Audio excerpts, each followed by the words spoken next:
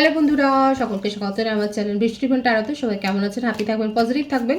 Gender specific reading এটা একদম নয়। আমার ভিউয়ার্স মেল অথবা ফিমেল যে কেউ হতে পারে। Timeless collective gender energy pick করা হবে না। সবসময় সব কথা আপনার সাথে রেসোনেট নাও করতে পারে। টাইমলেস হওয়ার জন্য আপনার সামনে যখন রিডিংটা আসবে, আপনি এখান থেকে কোনো না কোনো গাইডেন্স কিন্তু পেয়ে যাবেন। অল জুটিয়াক সাইন বেস রিডিং, কয়েকটা রাশি সিগনিফিকেন্ট থাকে বলে আমি সেগুলোকে মেনশন করে দিই। সর্বোপরি রিডিংয়ের এনার্জি যদি আপনার সাথে ম্যাচ হয়ে যায়, তাহলে কিন্তু পুরো রিডিংটাই আপনার। আজকে দেখে নেওয়ার চেষ্টা করব আপনার পার্সনের মনের ডার্ক সিক্রেটটা কী, আপনাকে নিয়ে উনি কি কি ভাবছে, আপনার কারেন্ট এনার্জি, ডিভাইনের গাইডেন্স কিছু থাকলে সেটাও দেখে নেওয়ার চেষ্টা করব। তবে রিডিং শুরু করব আপনার এনার্জি নিয়ে। আপনার ইষ্ট দেবতার নাম স্মরণ করুন। এছাড়াও আপনার পার্টনারের নামটাও মনে মনে ভাববেন। দেখা যাক আপনার এনার্জি আপনার সাথে কতটা ম্যাচ করে। ডিভাইন গাইড করবেন আমার যে ভিউয়ার্স দেখছেন তার current energy. 7 of Wands,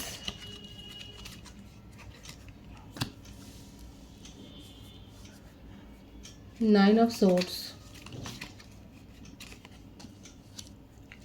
8 of Swords। এ কি আমার ভিউয়ার্স, আপনারা যারা দেখছেন তারা তো নিজেদেরকে ডিফেন্স করছেন। আপনি মানে রাত্রে ঘুমোতে পারছেন না, আপনার ওভার থিঙ্কিং এরকম কেন? এত নেগেটিভিটি কিসের জন্য? কিসের ভয়?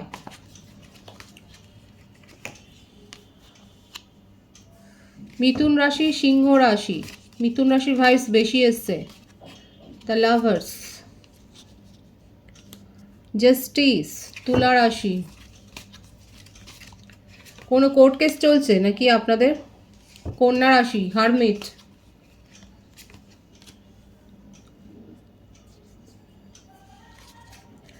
বৃষভ, কন্যা, মকর। Bottom of the day, night of cups, night of swords. প্রত্যেকটা রাশির জন্যই রেডি। নাম্বার যেগুলো এসছে সেটা হচ্ছে 9, 7, 8, 11, 6, 10, 25, 16, 18, 27, 15, 24, 22, 28, 19, 1। দেখুন এখানে যে কালেকটিভলি যে এনার্জিটা দেখা যাচ্ছে আমার ভিউয়ার্সের ক্ষেত্রে, কারা কারা এত ডিপ্রেশনে রয়েছেন এখানে দেখা যাচ্ছে। অনেকের ক্ষেত্রে হতে পারে যে আপনাদের কোনো ফ্যামিলি সংক্রান্ত কেস চলছে এবং যেটার জন্যে আপনি ডিপ্রেশনে আছেন। এছাড়াও আপনার পার্সোনাল লাইফে, আপনার ম্যারিড লাইফে হয়তো কোনো, যারা এখানে কাপলসরা দেখছেন, হয়তো সেখানে আপনি একটা জাস্টিস দাবি করছেন। আপনারা সাময়িকভাবে একটা সেপারেশনে চলে গেছেন এবং যেটা দেখা যাচ্ছে আপনি আপনার নিজের জীবনে যেন স্টাক হয়ে গেছেন। আপনার মনে হচ্ছে আপনি এইটাই ওভার থিঙ্ক করছেন এত বেশি, এটাই অতিরিক্ত চিন্তা করছেন, যার জন্য আপনার খাওয়া, ঘুম যেগুলোকে আমরা বলি, যেগুলো মনের শান্তিটা একেবারে কোথাও উধাও হয়ে গেছে। আপনি পরামর্শ নিচ্ছেন, আপনি অনেক বেশি ভাবছেন যে আপনার কোথায় ভুল ছিল। ফ্যামিলি ইস্যু, যারা কাপলসরা দেখছেন, ফ্যামিলি ইস্যু বিশেষ করে হয়েছে এবং আপনার মনে হচ্ছে আপনি যেন কোথাও গিয়ে না আটকে গেছেন। আপনি তাড়াতাড়ি সেই সিচুয়েশান থেকে বেরিয়ে আসতে চাইছেন, নিজের এনার্জিকে আপনি প্রোটেক্ট করছেন এবং ডিফেন্সিভ হচ্ছেন এবং কোথাও না কোথাও যেন আপনার একটা মনের মধ্যে একটা ক্লান্তি কাজ করছে। প্রচণ্ড একটা মানে শ্যাডো এনার্জি এখানে কিন্তু দেখা যাচ্ছে। জাস্টিস আপনি দাবি করছেন এবং দেখুন আপনার ক্ষেত্রে কিন্তু জাস্টিস হবে। ডিভাইন কিন্তু সেটাই দেখাচ্ছে। এই যে আপনার জীবনটা অনেকের ক্ষেত্রে কালেকটিভ এনার্জি যাদের সাথে ম্যাচ হচ্ছে তারা অবশ্যই বলবেন। এখানে দেখা যাচ্ছে যে যাদের মনে হচ্ছে জীবনটা যেন কোথাও থমকে গেছে, আপনি যেন এগোতে পারছেন না, আপনি সেইটা নিয়েই অনেক বেশি চিন্তা করছেন। দেখুন এই যে না পারাটা, থমকে গেছে, আপনি কোনো কিছু নিয়ে যেন সেটাকে আর ঠিক করতে পারছেন না। দেখুন আমাদের মনের মতো করে তো সব কিছু হয় না। আর যখন আপনি দেখবেন যে আপনি চেষ্টা করতে পারেন, একবার দুবার তিনবার চেষ্টা করলেন, যদি দেখেন যে হ্যাঁ সিচুয়েশান, পরিস্থিতি আপনার মনের মতো হচ্ছে না, তখন কিন্তু সেখান থেকে এই যে স্থবিরের মতো দাঁড়িয়ে যাওয়া, এখান থেকে কিন্তু বেরিয়ে আসাটা উচিত। এটাই আপনার জন্য কিন্তু দেখা যাচ্ছে যে অনেকে আছে, হতে পারে যে যে সিচুয়েশানটাতে আপনি বদলাতে পারছেন না, যে পরিস্থিতি, সেটা পরিস্থিতিটা আপনার যে কেউ হতে পারে, আপনার পার্সোনাল লাইফ, আপনার রোমান্টিক লাইফ, আপনার ফ্যামিলি লাইফ। আপনি যদি কাউকে শুধরাতে না পারেন, আপনি চেষ্টা করেছেন, আপনার এফোর্ট দিয়েছেন, তখন সেখানে নিজেকে দোষারোপ না করে, অনেকে হয়তো হতে পারে এটাও করছেন কারা কারা এরকম এনার্জিতে আছেন তারা অবশ্যই বলবেন। এখানে যে ভাইবসটা এসছে সেটা এরকমই। আপনি কোনো পরিস্থিতি সামাল দিতে পারছেন না বলে কোথাও না কোথাও নিজেকেও দোষারোপ করছেন, নিজে অনেক বেশি ডিফেন্সিভ হয়ে যাচ্ছেন এবং আপনার মনে হচ্ছে যেন আপনি দায়ী, মানে এইরকম করাটা উচিত নয়। সব রেসপন্সিবিলিটিটা নিজে নেবেন না নিজের ঘাড়ে। আপনি চেষ্টা করতে পারেন, পরিস্থিতি বদলানোর হলে সেটা বদলাবে। আপনার ক্ষেত্রে কিন্তু এই দুটো কার্ডের ভাইবস ভীষণ ভালো আছে। যদি আপনি নিজের জীবনকে এক জায়গায় দাঁড় করিয়ে রাখেন তাহলে কিন্তু সেখানেই স্থবিরতা আসবে, আর তখন আপনি কিন্তু এই সাফারিংসগুলো করবেন, এই যে সাফারটা আপনি করছেন। আর যদি আপনি সেখান থেকে বেরিয়ে আসতে পারেন, আর এখানে আপনার ফ্যামিলির কোনো মেম্বার আপনাকে কিন্তু সাহায্য করতে পারে। কেউ না কেউ আছে ফ্যামিলিতে যে আপনার হিতৈষী, সে কিন্তু আপনাকে সাহায্য করবে আপনার সিচুয়েশন থেকে বেরিয়ে আসার জন্য। কাপলসের ক্ষেত্রেও বললাম, আমি বলেছি। আর যারা কমিটেড রিলেশনশিপে আছে সেক্ষেত্রেও দেখা যাচ্ছে আপনাদের মধ্যে এখন এই ফ্যামিলি ইস্যু নিয়েই হয়তো কোনো সমস্যা তৈরি হয়েছে। আপনার মনে হচ্ছে যে এতদিন পর সম্পর্কে আসার পর কেন এই কথাগুলো উঠছে। ফ্যামিলি ইস্যু, একটা ফ্যামিলি ম্যাটার আপনাদের সম্পর্কের মধ্যে একটা সেপারেশন তৈরি করেছে, কিন্তু ডিভাইন দেখাচ্ছে যে এটা আপনাদের একটা সোল কানেকশন হতে পারে। এখন সেটা নিয়েও আপনি ভাবছেন। নন কমিটেড রিলেশনশিপেও আপনার মনে হচ্ছে যে সম্পর্কটা কোথাও না কোথাও এক জায়গায় দাঁড়িয়েই গেছে, সেখান থেকে এগোচ্ছেও না পেছোচ্ছেও না, আর আপনি এই ব্যাপারটা নিয়ে যথেষ্ট চিন্তাগ্রস্ত। এখানে আমার ভিউয়ার্সের কারেন্ট এনার্জি কিন্তু এটাই দেখা যাচ্ছে আপাতত। এবার এখানে আপনি কারোর না কারোর তো সাহায্য পাবেন। হতে পারে যে আপনি কোনো অনলাইনে কনসাল্ট করতে পারেন, কিংবা আপনি হয়তো রিডিং দেখেন না, ট্যারো রিডিং, হঠাৎ করে আপনার সাথে হয়তো পপ আপ করে এরকম কোনো রিডিং আসতে পারে, সেখান থেকে আপনি সাহায্য পেতে পারেন। দেখুন কে কী বলছে সেটা জানার থেকেও আপনার যদি মনে হয় যে হ্যাঁ কথাগুলো শুনে আপনার ভালো হচ্ছে, তাহলে সেই কথাগুলোর ওপরেই ফোকাসড হবেন। এই এনার্জিটা কিন্তু এসছে, যাদের সাথে ম্যাচ হচ্ছে তারা অবশ্যই বলবেন। আমার ভিউয়ার্সের কারেন্ট এনার্জি আমি দেখলাম, আপনার পার্সনের ডার্ক সিক্রেটটা আমি দেখবো, তার মনের ডিপ ডার্ক ফিলিংটা আমি দেখবো যে আপনাকে নিয়ে কী ভাবছে। কারণ এখানে তো আপনার সিচুয়েশানটা তো আমি দেখুন, এখানে তো আমি ভালো কিছু বলতে পারছি না, কিন্তু আপনি যদি মনকে শক্ত করেন এবং নিজের ফোকাসটাকে চেঞ্জ করেন তাহলে কিন্তু ভালো আসবে। কারণ জাস্টিস আছে এবং পরিস্থিতি কিন্তু শুধরে যাবে। সব দায়িত্ব তো আপনার নয় যে কোনো পরিস্থিতি শুধরে দেওয়ার, তাই না? আপনার পার্সনের আমি ডিপ ডার্ক ফিলিংসটা আমি দেখছি। 10 অফ ওয়ান্ডস, ধনু রাশি, মকর রাশি, S of পেন্টিক্যালস, 4 of swords, temperance. আপনি যতটা উতলা হয়েছেন আপনার পার্টনার দেখা যাচ্ছে ততটাই কুল অ্যান্ড কাম। হ্যাঁ, আপনাদের মধ্যে একটা ফ্যামিলি ইস্যু মেজরলি দেখা যাচ্ছে, কালেকটিভলি এখানে একটা আপনাদের সম্পর্কের মধ্যে ফ্যামিলি ইস্যু তৈরি হয়ে গেছে।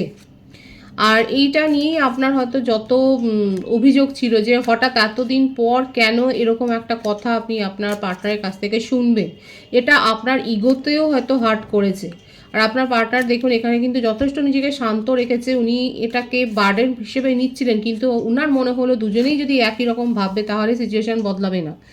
উনি আপনাদের সম্পর্কটাকে স্টেবিলিটি দিতে চান এবং ওনার বক্তব্য হচ্ছে এটাই যে পেশেন্সলি ওয়েট করো। যদি এখানে পেশেন্স রাখা যায়, যদি মনের মধ্যে শান্তি ভাব, মনটাকে শান্ত করে রাখা যায়, তাহলে ওনার যে বিশ্বাস আছে আপনার পার্টনারের যে উনি সব কিছু সিচুয়েশান ঠিক, পরিস্থিতি ঠিক করে দিতে পারে। যদি আপনাদের রিলেশনশিপে ফ্যামিলি ইস্যু বেশি থাকে তাহলে কিন্তু উনি আপনাকে এটাই বলছে যে পরিস্থিতিতে মনকে শান্ত রাখো, নিজেকে শান্ত রাখো, রিল্যাক্স থাকো, কুল থাকো। এটা হয়তো আপনাকে বলেওছে। উনি সমস্ত পরিস্থিতি ঠিক করে দেবেন, ঠিক করে দিতে পারবেন, এই বিশ্বাসটা তার নিজের ওপর কিন্তু রয়েছে। এটা কিন্তু ওনার একটা ডিপ ডার্ক ফিলিংসে কিন্তু দেখা যাচ্ছে যে উনি হয়তো আপনাকে এক্সপ্রেস করেননি, উনি হয়তো সব কথা বলেননি। এখানে দেখুন আবারও এসছে আপনাদের সম্পর্কটার উপরে কিন্তু ডিভাইন কাজ করবেন, ডিভাইনিং টাইমিংয়ে।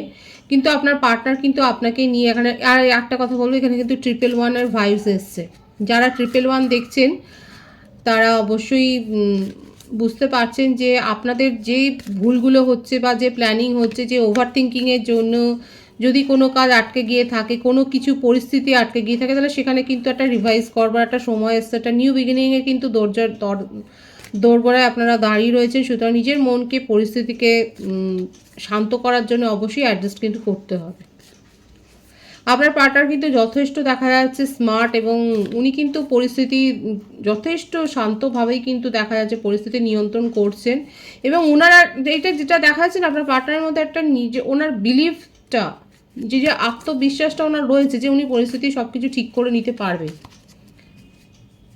এখানে ডিভাইনের ব্লেসিংস আপনারা পাবেন, একদম নিউ বিগিনিং করবেন। দেখুন এটাই এলো, উনি জানেন যে উনি সব কিছু পরিস্থিতি ঠিক করে নিয়ন্ত্রণে করে উনি কিন্তু নিউ বিগিনিং করতে পারবেন। এটা তার ডিপ ডার্ক ফিলিংসও কিন্তু এসছে। উনি কিন্তু এটাই ভাবছে, তার মনের গভীরে কিন্তু এটাই চলছে যে যতই ডামাডোল হোক না কেন, উনি জানেন উনি কি করবেন। উনি সমস্ত ব্যালেন্স করতে পারবেন, সমস্ত কিছুতে উনি ব্যালেন্স মেনটেন করতে পারবেন, এটাই কিন্তু দেখা যাচ্ছে। খুব আত্মবিশ্বাসী, আপনার পার্টনার খুব আত্মবিশ্বাসী, উনি স্টেবিলিটি দিতে চান। আপাতত উনি নিজেও নিজের ফোকাস চেঞ্জ করেছেন, এবং আপনাকেও বলছে আপনিও নিজের ফোকাস চেঞ্জ করুন। লং ডিস্টেন্স রিলেশনশিপে থাকতে পারেন, এছাড়াও হতে পারে যে আপনারা হয়তো এক ওয়ার্ক ফিল্ডে রয়েছেন, সেটাও হতে পারে, কিংবা আপনাদের ওয়ার্ক অফ ইন্টারেস্টেও এক, হয়তো আপনাদের কাজের ধারাটা এক, কিংবা কোনো না কোনো সোশ্যাল ওয়ার্কের মধ্যে দিয়ে হয়তো আপনারা যুক্ত রয়েছেন, কোনো একটা সোশ্যাল ওয়ার্ক একসাথে হয়তো করেন, এইভাবে হয়তো আপনারা অ্যাটাচড আছেন। আপাতত আপনার পার্টনার বলছে নিজের ওপর ফোকাসড রাখো এবং পরিস্থিতির ওপর বিশ্বাস রাখো, এবং সবথেকে বড় কথা যেটা উনি বলছেন যে ওনার ওপর বিশ্বাস রাখতে। এখানে থার্ড পার্টি সিচুয়েশন কিন্তু ফ্যামিলি ম্যাটার করছে, সেটাই বেশি এসছে এখানে। সুতরাং ওনার ডিপ ডার্ক যে থটটা সেটা কিন্তু ভীষণ পরিষ্কার, উনি নিউ বিগিনিং করতে চান এবং পরিস্থিতি শান্ত হওয়ার দিকেই উনি নজর রেখেছেন। আপনাকেও ধৈর্য ধরতে বলছেন এবং উনিও কিন্তু ধৈর্য রেখেছেন। ডিভাইনের গাইডেন্সটা এখানে দেখবো। 5 অফ সোর্ডস, ভেঙে পড়লে চলবে না। দেখুন ডিভাইন কিন্তু এটাই বলছে, এটাই এসছে এই রিডিংয়ের যে মূল যে ভাবটা ছিল সেটাই কিন্তু ডিভাইনও বলছে যে ভেঙে পড়লে চলবে না। কারণ এখানে পরিবর্তন হবে পরিস্থিতি, কিন্তু আপনি যদি এই স্থবিরতাটাকেই আটকে থাকেন, আপনি যদি আপনার যদি এটাই মনে হয় যে না আর কিচ্ছু ভালো হবে না আমার জীবনে, আমার ভিউয়ার্সের জন্য আমি বলছি, আপনার পার্টনারের মধ্যে যথেষ্ট আত্মবিশ্বাস আছে, সেটা দেখা গেছে। এবং আপনি যদি এটাই ভেবে বসে থাকেন যে আমার জীবনে আর কিছু ভালো হবে না, আমি যেখানে আটকে গেছি সেখানেই পড়ে থাকবো, তাহলে কিন্তু কিছু হবে না। আপনার কাছে সাহায্যের হাত কেউ না কেউ তো বাড়াবে, কোনো না কোনোভাবে আপনি সাহায্য পাবেন। আপনার মনের মধ্যে যে প্রশ্ন, আপনি যেগুলো থেকে আপনার মনে হচ্ছে আপনার পথ আটকে গেছে, সেখান থেকে বেরোবার রাস্তা আপনি পাবেন। ডিভাইন বলছে সেগুলোকে খোঁজো, নিজেকে আটকে রেখো না। আপনার কাছে অপরচুনিটি আসবে, যদি আপনি নেগেটিভই থাকেন না, এই অপরচুনিটিগুলো এসেও চলে যাবে। লড়তে শিখতে হবে, এবং সবসময় যে সবাইকে সাথে পাবেন সেটাও নয়।